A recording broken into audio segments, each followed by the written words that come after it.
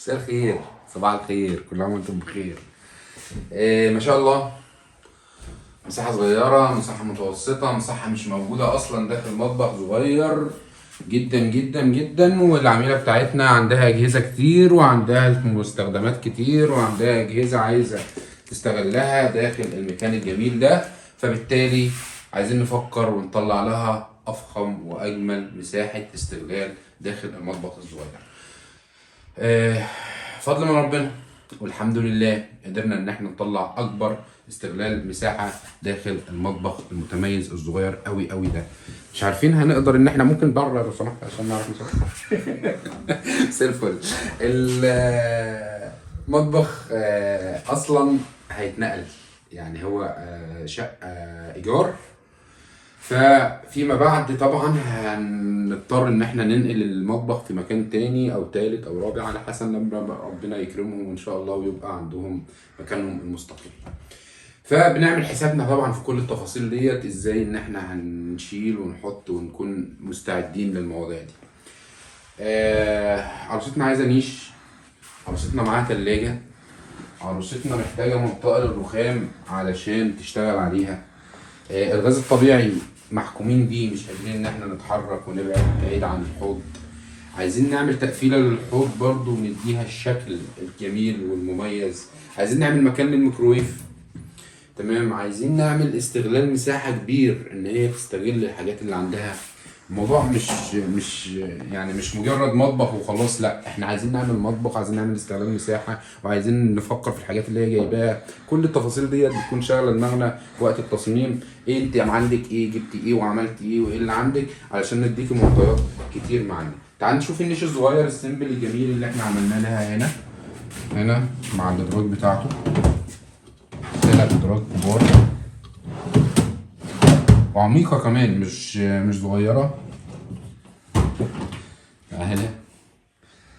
هنا للاسف بس الارفف مش موجوده دلوقتي، لسه كده بتتظبط علشان المساحه برضو كده. فان شاء الله هنا برضو في شويه ليد، هنا اضاءه معموله برضو الكهربائي لسه هيجي ينظمها.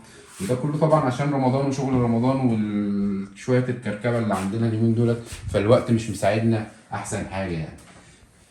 هنا شغل عميق بالنسبة للبلاستيكيات وخلافه فوق التلاجة، استخدام مساحة كبير. ركنية هنا كبيرة اهي فوق كاستخدام مساحة كبيرة وعميقة، تخزين كبير. وهنا برضو ضلفة تانية استغلال برضو. والنهايات معانا طبعا كالمعتاد ان هي تدينا شكل الضلفة. معانا هنا ركنية كبيرة تحت اللي هي بتاعت الرخام، منطقة الرخام كتخزين كبير، اللي هي ايه بقى،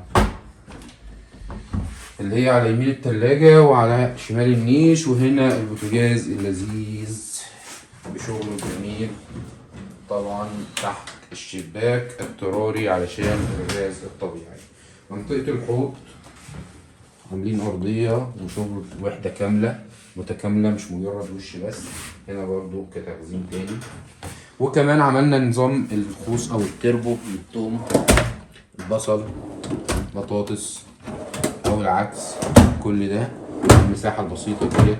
هنا مكان الميكروويف المميز ما شاء الله، التهوية الجميلة والعزل الحراري والشغل المتميز بالنسبة للأجهزة الكهربائية كلها. ولو معانا ضلفة مساحة هنا علشان استخدامه صيانته، وهنا كشكل ديكوري علشان ما يبقاش معانا الشكل مش لذيذ. التاتش هنا بالنسبة للوحدة دي والتخزين الكبير اللي هنا.